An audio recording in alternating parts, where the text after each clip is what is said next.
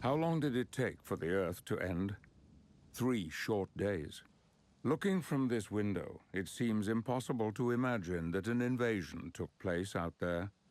How arrogant we were to assume that we were alone in the universe, and how complacent we had become, going about our little lives, while all the time our world was being watched by an intelligence greater and far less sympathetic than our own.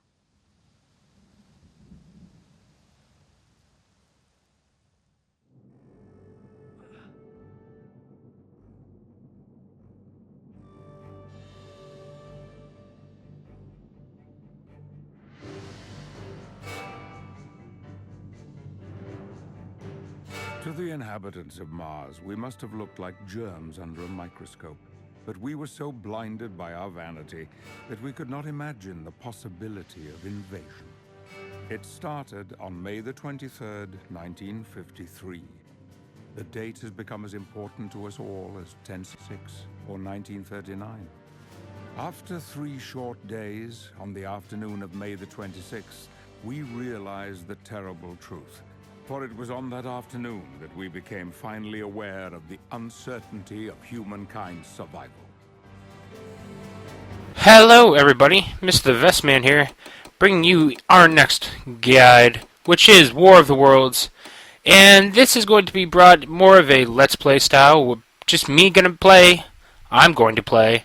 Man, my grammar sucks. I am going to play from the beginning of to the end of this game, showing you how to beat it, a couple of tricks along the way. And we're going to start this off. I'm going to try not to talk over Sir Patrick Stewart because he's amazing. With my own eyes, the pinpoints of light that burst out of Mars, the red planet, heading for Earth, as if shot by great guns. They came to us like falling stars, these cylinders, and when they landed, each one opened. BBC radio broadcasts told us that the nation was in a state of panic, but information was scarce, and rumors could not be believed. Who then were we to trust? Who could we turn to for help? How could we fight an enemy we could not even imagine? So, only one fact was undisputed. We were under attack. Not from another nation as in times gone past, but from some far greater, more malevolent power. Their center was in London, where I was heading.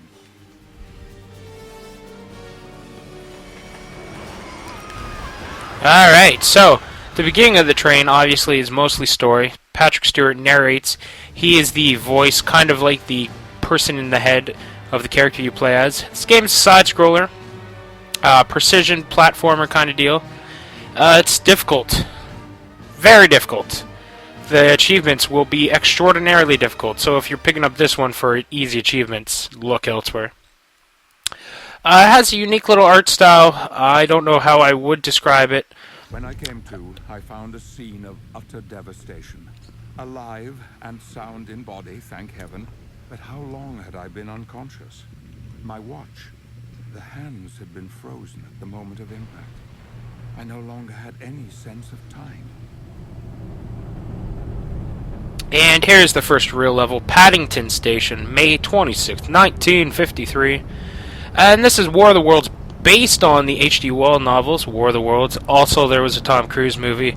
I believe there's a couple reiterations of the book as well. And so we're just going to start this off. I knew the city's population would be trying to escape to the countryside.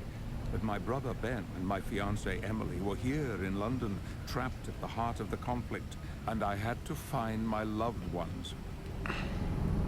So here's the first real thing. You have a box and you have fire. Now, typically you might just get on the box, jump over the fire, but boxes in this game can be used to put out fire. So if you get behind it here and you hold the X button, you will grab the box, and then all you do is push. A child's toy that had been thrown to the ground.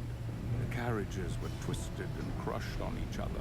Passengers screaming behind the melted windows, but there was no one to release them. During the Blitz, a bomb had fallen directly on the Waterloo line. This looked like a dozen had fallen. So next up we have electricity. and you just have to be careful not to touch it, obviously. Oh, I touched it. I done touched it. So that's all that happens when you die. Actually, I guess it's kind of good to show that. I mean, obviously, I'm not going to get a perfect run. I'm terrible at this game. But I have beat it, and I do know how to play. I'm not very good with the precision-y things. I do like rolling, however. Ah! Okay, gotta be careful not to roll off the cliff. What you want to do there, when you get near a ledge like this, if you just get kind of close to it and hold down on the joystick, he will automatically get on the ladder. People were calling for help, desperate for a doctor, a leader.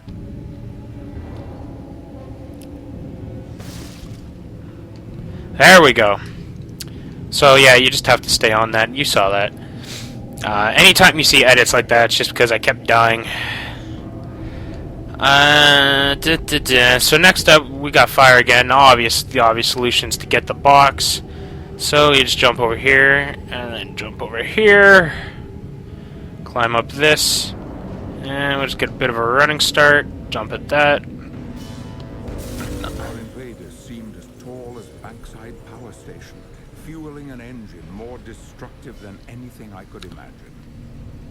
Now you can see that actually punched a hole through it, so I do suggest you come back this way, or else you can't fall very far. So if you did that the old-fashioned way, you very likely would die from the fall. Frankly, I don't know why I'm pushing this, because I don't think it's necessary. And okay, so here, obviously, we just got to move the box. So if you just pull it away a little bit, climb over, do a little ninja roll, we'll carry on our merry way. Merry way, not merry. Oh! Whew! That almost went very poorly. Survivors cleared of the wreckage told me his name was Sergeant Jack Carstairs. It seemed he witnessed the attacks from the very start. A career soldier, decent, tough, and I imagined more than a little bull-headed. His senior officers were encamped on Primrose Hill, to the north of the city, a military vantage point from which they could oversee operations. But his platoon, indeed all the new recruits, were being directed toward the open fields of Hyde Park. I didn't even see that lightning there. Now we don't get to listen to Patrick. Alright, so this is obviously just gotta wait for the electricity to pass. Climb up to the next one. Wait for it to go. Climb up to the next one. Oh, there's no next one.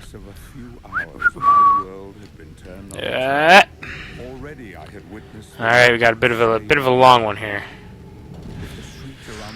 You gotta do this quickly, these will fall out from under you.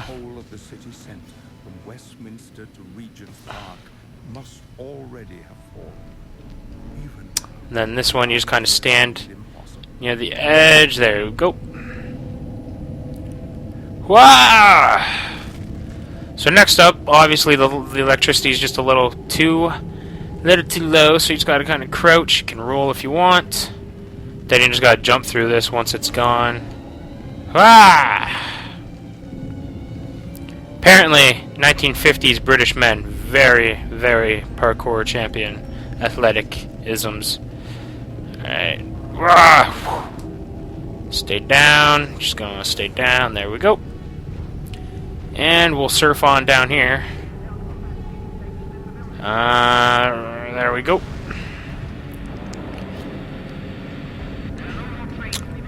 Now it says we can climb back up here. Let's just go take a little peek.